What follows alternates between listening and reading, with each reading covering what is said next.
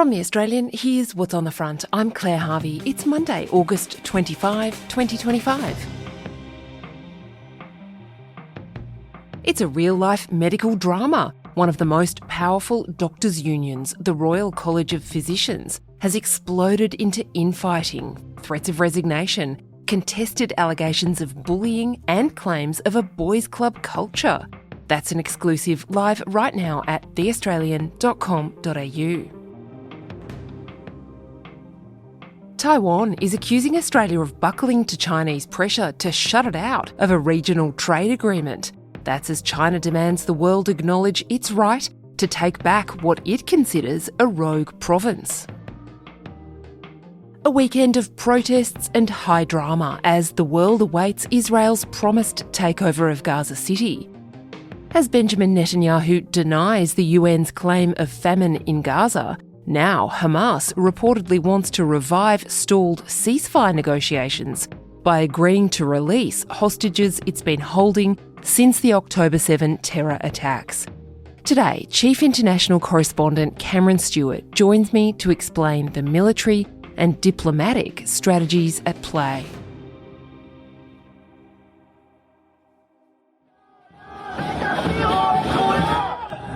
In the vibrant democracy that is Israel, protesters express fears for the hostages still held by Hamas terrorists in Gaza. Donald Trump suggests some of them may already be dead. What they had to go through is incredible, but so now they have 20, but the 20 is actually probably not 20 because a couple maybe aren't around any longer. It's a terrible thing.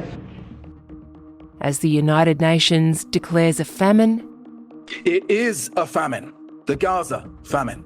And the office of Prime Minister Benjamin Netanyahu angrily decries that claim as a blood libel. As more protests unfold on the streets of Brisbane and Sydney.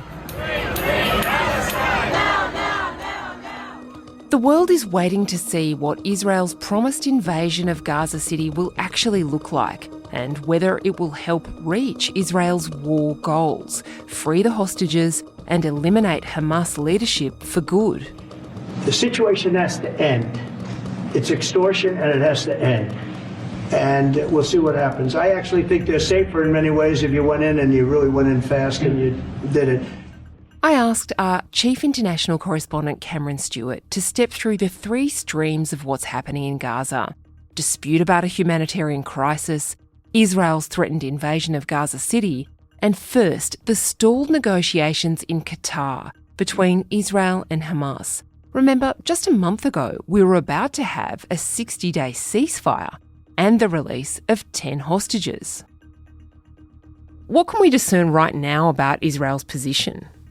Well, Netanyahu has not actually given his response.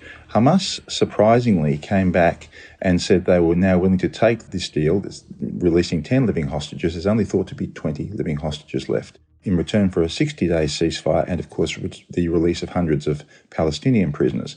That's almost precisely the exact same deal that they rejected, Claire, just a matter of weeks ago. But the question is now whether Netanyahu has moved beyond that. Will he accept that? He's under pressure to accept that by a large proportion of the Israeli population. But subsequent to Hamas saying no, he has said, we are now going to take over Gaza militarily. So we don't know whether Netanyahu is going to be tempted by this supposed ceasefire offered by Hamas, or whether he has just gone beyond that and he's just going to try and keep going and destroy Hamas militarily through taking over Gaza City. Thinking about that tactically from Hamas's point of view, Cam, what's going on there? What's their strategy? Their strategy is puzzling in the sense that you can ask why they didn't take this deal when Israel was very keen to take the deal just a few weeks ago. I mean, you can take the line that they now feel under more pressure because subsequent to that is when Netanyahu said he was going to take over Gaza. There are preparations on the outskirts of Gaza City at the moment where the Israeli military, the IDF, is actually making inroads slowly. So from Hamas's point of view, they are under more pressure than they were previously. But that's the only reason that you can think of why they've suddenly come to the table now when they didn't a couple of weeks ago with exactly the same proposal. Hamas's goal since October 7 has been to shame Israel internationally, to provoke Israel into a response that it knew would make Israel look bad in the eyes of the world. The new development, of course, is that countries like Australia, France, the United Kingdom are saying that they're going to recognise Palestine at the United Nations. Is it possible that this is a delaying tactic by Hamas to keep the humanitarian crisis going until at least that's happened? It is possible because Hamas honestly does not care at all about the suffering of the Palestinian people. It's the one that wreaked all of this havoc with the October 7 attack on Israelis in 2023. It has consistently done everything it can to maximise the civilian casualties with its behaviour. It could easily let out the hostages and end the war tomorrow. People often forget that. Hamas, we must remember, is not a very coordinated body at the moment. It is very much damaged by the Israeli attacks. Many of its commanders are killed. It's not even certain how coherent the decision-making body within Hamas is at the moment.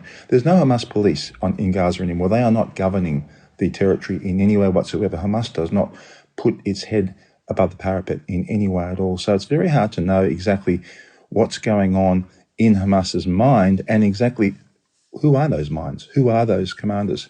And I think even Israel has trouble really knowing who to speak to in Hamas these days. The United Nations declared on Friday for the first time that there is a famine in northern Gaza, talking about 514,000 people, which is about a quarter of the people in the Gaza Strip, are experiencing famine, and that number is growing. Israel is absolutely denying this. It's taking issue with one of the measures that the UN is using. The UN is using upper arm circumference measures. Israel says that's unfair because in the past when assessing famine, they've used a weight for height index.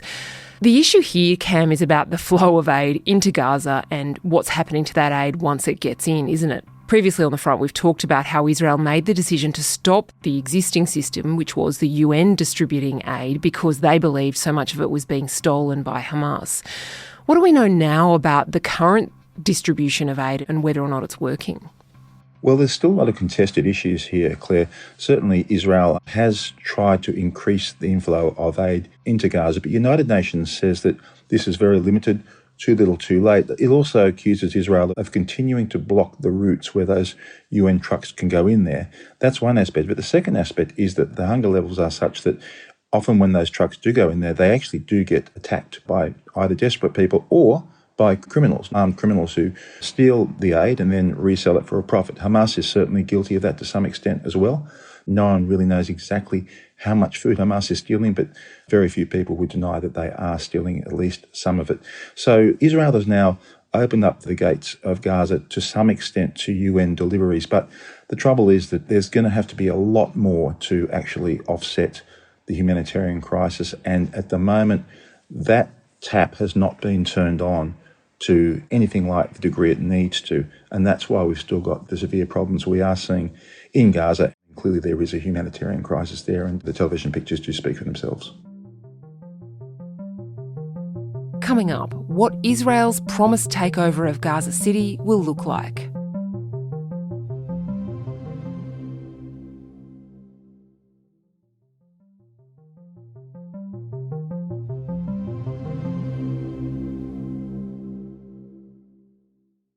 Cam, let's talk about what the invasion of Gaza City would actually look like. The IDF says presently that it controls 75% of the Gaza Strip. That was achieved under an operation it called Gideon's Chariots. This is called Gideon's Chariots 2. It's called up 60,000 reservists and extended the terms of 20,000 personnel who were serving. Some people are on their fifth or sixth tour of Gaza now, people in the IDF. So how do we think the IDF will actually execute an invasion of Gaza City?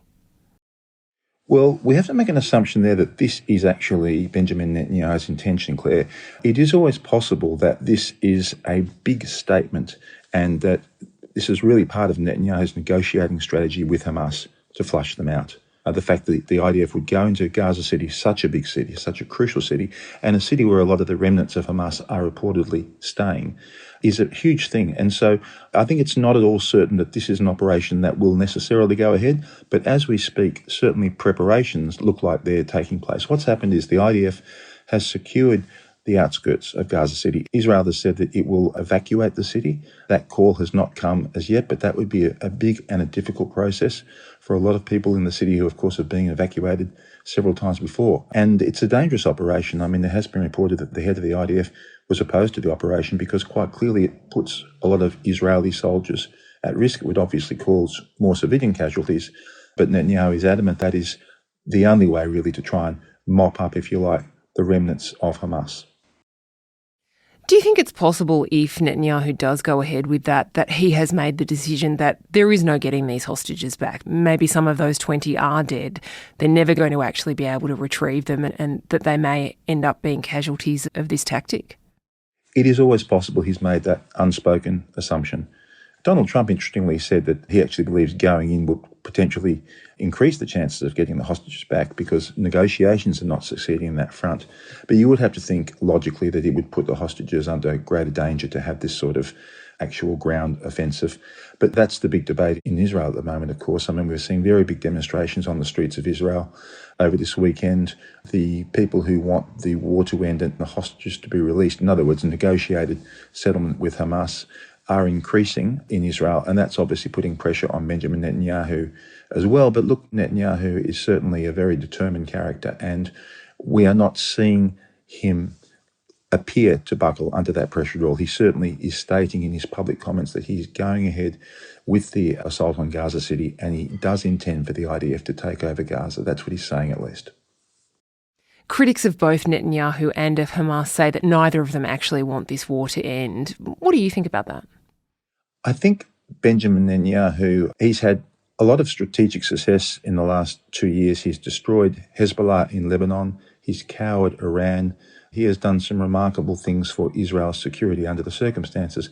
But I think in Gaza, Claire, Netanyahu is struggling to work out how best to get peace, to get to that zone, because his actual stated claims for victory is to destroy Hamas and remove them from power.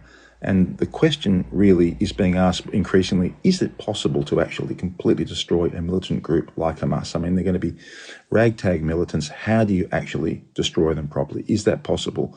And of course, if Netanyahu were to accept a hostage release deal for Israel's withdrawal, as Hamas wants, if he was to accept that, that would be an imperfect peace for him, because his actual stated aim from the very day one on October 8, 2023, was Hamas must be removed from power, demilitarised and expelled from Gaza. And that just hasn't happened, and it's not easy to see how it can happen. And from Hamas's perspective, they don't want the war to end because they will cease to exist. There is no tomorrow for Hamas once this war ends. So they clearly have a stake also in continuing to fight for as long as they reasonably can, especially when every single month of this operation tends to isolate Israel more on the international stage. Cameron Stewart is the Australian's chief international correspondent. This conflict moves fast, and so does The Australian, with our network of correspondents around the world, bringing our subscribers the latest around the clock. Join us at theaustralian.com.au.